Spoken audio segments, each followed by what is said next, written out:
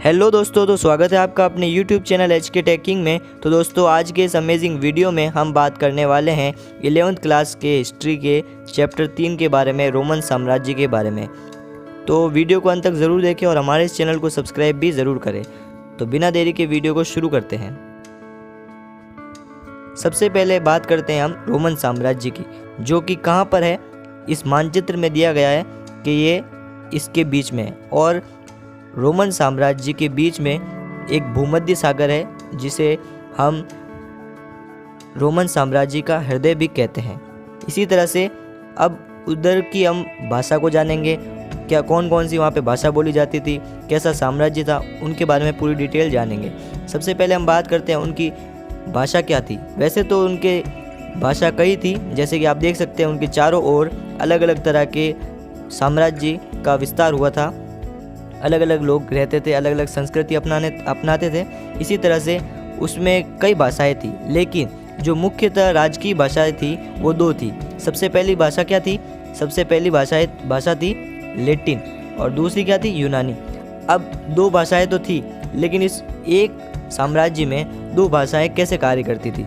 सबसे पहली भाषा जो कि है लैटिन, जो कि रोमन साम्राज्य के पश्चिम में, यानी ये जो मैप देख रहे हो उसमें इधर के साइड जो है ना, ये पश्चिम है। अब यहाँ पर क्या है ना, लैटिन की भाषा कार्य करती थी, मतलब लैटिन ज़्यादा चलती थी। और जो ये पूर्व का हिस्सा है, इसमें यूनानी भाषा ज़्यादा चलती थी। अब हम बात करेंगे ये कौन लोग बोलते थे। लैटिन भाषा जो बोलते थे वो साधारण वर्ग के होते थे, और जो उच्च वर्ग के लोग होते थे वो यूनानी भाषा बोला करते थे। ठीक है, ये आपको समझ में आ गया। आगे बढ़ते हैं। अब हम बात करते हैं रोमन इतिहास जानने के स्रोत। जो हमने ये बातें जानी हैं कि भाई उस वक्त में ऐसी भाषाएं बोली जाती थी, पूर्व में बोली जाती थी या पश्चिम में बोली जाती थी, इसके बारे में हम जान रहे हैं। तो वो स्रोत जहाँ से अब हमें मिले हैं, वो स्रोत कौन कौन से हैं, वो किस तरह से होते हैं। जो मुख्यतः स्रोत होते हैं वो तीन प्रकार के होते हैं। सबसे पहला स्रोत होता है पाठ्य सामग्री, नंबर 2 पर होते हैं प्रलेख या दस्तावेज, और नंबर 3 पर होते हैं भौतिक अवशेष। अब हम बात करते हैं पाठ्य सामग्री के बारे में। पाठ्य सामग्री में सबसे पहले पत्र आते हैं, उसके बाद में व्याख्यान आते हैं, प्रवचन, कानून और वर्ष वृत्तांत। पत्र आपको पता होंगे, राजा महाराजा जब अपने देश से, जैसे मान लो एक राजा दूसरे राजा को अपना पत्र भेजता है कि भाई हमारे यहाँ पे युद्ध ना किया जाए, या फिर हमारे यहाँ पे ये विशेषता है, हमारे राज्य की ये विशेषता है, उनको बताने के लिए कुछ भी मतलब पत्र लिख कर भेजता था। कोई अनुवाद, कोई भी तरह का एकदम कुछ भी पत्र भेजते थे ना, तो वो पत्र है, और उस पत्र हमें अभी मिले हैं। तो उनसे हमें ये ज्ञात होता है कि अब यहाँ पे ये भाषा बोली जाती थी वगैरह। ठीक है, इसी तरह से व्याख्यान हुआ।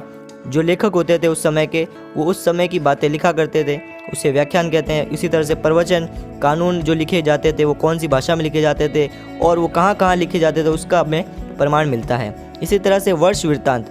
अब आप कहोगे वर्ष वृत्तांत किसे कहते हैं? वहाँ के लोग जब उसी समय का मतलब विवरण लिखते थे, लेखा जोखा लिखते थे, तो उस चीज़ को कहते हैं वर्ष वृत्तांत, जो हर वर्ष एक बार लिखा जाता है। हर वर्ष में एक बार लिखा जाता है। अब हमने पाठ्य सामग्री को समझ लिया। अब हम समझते हैं प्रलेख दस्तावेज को।